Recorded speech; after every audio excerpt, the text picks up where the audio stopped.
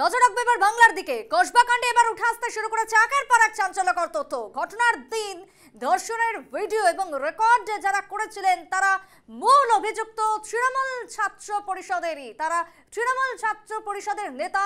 কসবা কাণ্ডে কলকাতায় এসেছে ইতিমধ্যে বিজেপির ফ্যাক্ট ফাইন্ডিং টিম। অন্যদিকে নির্যাতিতের যে বয়ান, সেই বয়ানের সাথে খতিয়ে দেখা হচ্ছে সিসিটিভির ফুটেজ, যেটা এখনো পর্যন্ত তদন্তকারী অফিসাররা জানিয়েছেন যে যা হুবহু মিলে যাচ্ছে। কসবা কাণ্ডের একের পর এক দিক, একের পর এক মোড় উঠতে শুরু করেছে। মমতা সরকারকে এবার কড়া আক্রমণ বিজেপির যে ফ্যাক্ট ফাইন্ডিং টিম এই মুহূর্তে রয়েছে কসবাতে। তারা সাংবাদিক বৈঠক করেছেন কিছুক্ষণ আগে। তারা অভিযোগ ঠেলেছেন মমতা সরকারের দিকে এবং বাংলাতে নারীরা সুরক্ষিত নয়, এমনটাই অভিযোগ এই ফ্যাক্ট ফাইন্ডিং টিমের। যে টিমের মধ্যে উপস্থিত রয়েছেন ত্রিপুরা প্রাক্তন মুখ্যমন্ত্রী সাংসদ বিপ্লব কুমার দেব, মীনাক্ষী লেখি থেকে শুরু করে উপস্থিত রয়েছেন চারজনের সদস্য বিশিষ্ট এই ফ্যাক্ট ফাইন্ডিং টিম।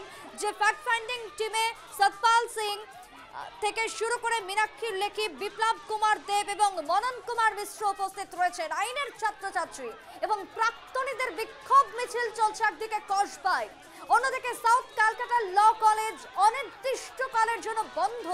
কলেজের ওয়েবসাইটে ইতিমধ্যে জানিয়ে দেওয়া হয়েছে কলেজ বন্ধের কথা। কবে ন্যায় পাবে নেই এই নির্যাতিতা, তাকিয়ে রয়েছেন গোটা বাংলা।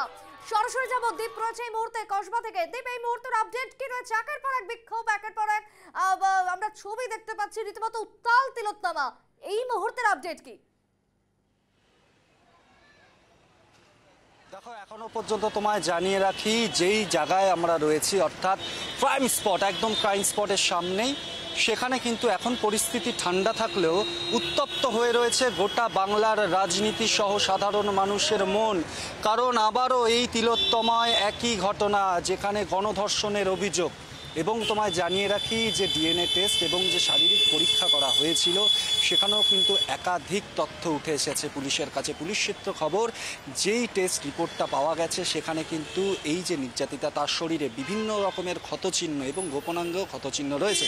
অর্থাৎ এটা প্রমাণিত হয়েছে যে এই যে ঘটনা ঘটেছে এটার কিন্তু সত্যতা রয়েছে। তার সাথে সাথে যে বয়ান দিয়েছে নির্যাতিতা, তার সাথে কিন্তু সিসিটিভির মিল পাওয়া গেছে। আমি একবার সেই চিত্র দেখাবো। এই যে সেই কলেজ, সেই কালো রাত 25 তারিখ সন্ধেবেলা 7টার পর সেই নির্যাতিতার সাথে যা ঘটেছে, অমানবিক, অসামাজিক, নৃশংস ঘটনা। এবং আজকে কিন্তু ফ্যাক্ট ফাইন্ডিং টিম এসেছিলেন। তারা যেটা প্রেস কনফারেন্সে বললেন, তার আগে জানিয়ে রাখি, তারা যখন এখানে প্রবেশ করে তার আগে কিন্তু পুলিশের সাথে বচসাও তৈরি হয় যে তারা প্রবেশ করবে কি না, করতে পারবে কি না, পুলিশ পারমিশন পাবে কি না, পুলিশ অ্যালাউ করবে কি না, এরকম একটা তাদের মধ্যে কথোপকথন চলে। পরবর্তীতে তারা কিন্তু ভেতরে যায়, ভেতরে গিয়ে ক্রাইম সিন পরিদর্শন করেন এবং তারপরে তারা প্রেসমিট করে কিছু বিষয় তারা কিন্তু সামনে আনেন। প্রথমতই তারা বলেন যে তাদের কাছে দুটো বড় তথ্য এসেছে। প্রথমত কি তথ্য? এই যে মনোজিৎ, যে প্রধান অ্যাকিউজড অর্থাৎ প্রধান অভিযুক্ত, যেটা একবার আমি এখন সম্ভব কিনা আমি জানি না, এই পাশে একবার আসতে বলবো আমার ক্যামেরা পার্সন রক্তিমকে। রক্তিম, ওখানে একবার দেখানোর চেষ্টা করো। মনোজিৎ দাদা ইজ ইন আওয়ার হার্ট।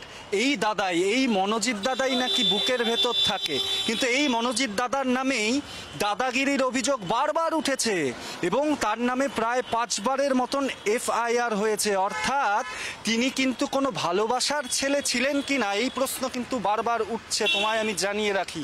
এবং তারা আরেকটিও বিষয় প্রকাশ্যে বলেন যে সরকারের দায়িত্ব যারা প্রধান অভিযুক্ত, এই যে 3 জন সহ 4 জন যিনি সিকিউরিটি গার্ড ছিলেন, তবে সিকিউরিটি গার্ডের বয়ান যেটা আসে আজকে সকালে পুলিশ সূত্রে খবর, যে তিনি জানিয়েছেন তার ফোন নাকি কেড়ে নেওয়া হয়েছে, যাতে কোনোভাবে এই খবরটি, যে এই ঘটনা ঘটেছে, সেটা যাতে প্রকাশ্যে না আসে, থানায় যাতে না যায়, যাতে যারা কর্তৃপক্ষ রয়েছে তারা না জানতে পারে। এমনই কিন্তু একটা, অর্থাৎ বুঝতেই পারছো যে একটা সিকিউরিটি গার্ডের একটা কর্মী ফোন নিয়ে নিচ্ছে, একটা স্টুডেন্ট তারা ফোন নিয়ে নিচ্ছে, তাহলে সিকিউরিটি লেভেল কোথায় ছিল এই মনোজিতের?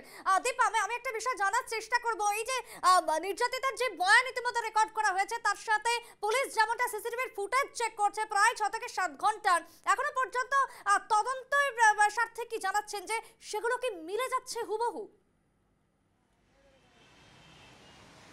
দেখো, পুলিশ সূত্রে যা খবর, এখনো পর্যন্ত যা বয়ান দিয়েছে, নির্যাতিতা যে সকল বয়ান দিয়েছে, টাইমের কথা বলেছে, যেভাবে তাকে বলেছিল যে এই যে গেট, আমি আরেকবার দেখাতে বলবো, এই গেট, ঠিক এই গেট থেকেই সেই দুই ছাত্র তাকে নিয়ে গেছিল। কার কথায় নিয়ে গেছিল? মনোজিৎ দাদার কথায়। মনোজিৎ দাদাকে তৃণমূল ছাত্র পরিষদের আগে তার নাম ছিল, বর্তমান সময়ে নাও থাকতে পারে, তবে তার দবদবা কিন্তু অনেকটাই ছিল, সেটা কিন্তু দেখা গেছে।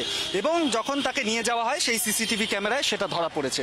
তার পাশাপাশি আরেকটিও বিষয়, যেখানে ক্রাইম সিন তার বাইরে একটি সিসিটিভি, অর্থাৎ ইউনিয়ন রুম বলা হয় যেটা কলেজের। অর্থাৎ এই মুহূর্তে কলেজের কসবাটি আইন কলেজের সামনে থেকে দীপ আমাদের সাথে ছিল এবং তুলে ধরছিল সেই ছবি একেবারে সরাসরি। চলছে তদন্ত একদিকে, অন্যদিকে তিলোত্তমা রীতিমতো উত্তাল। গোটা কলকাতা জুড়ে প্রতিবাদে নেমেছেন বিরোধী থেকে শুরু করে সাধারণ মানুষ।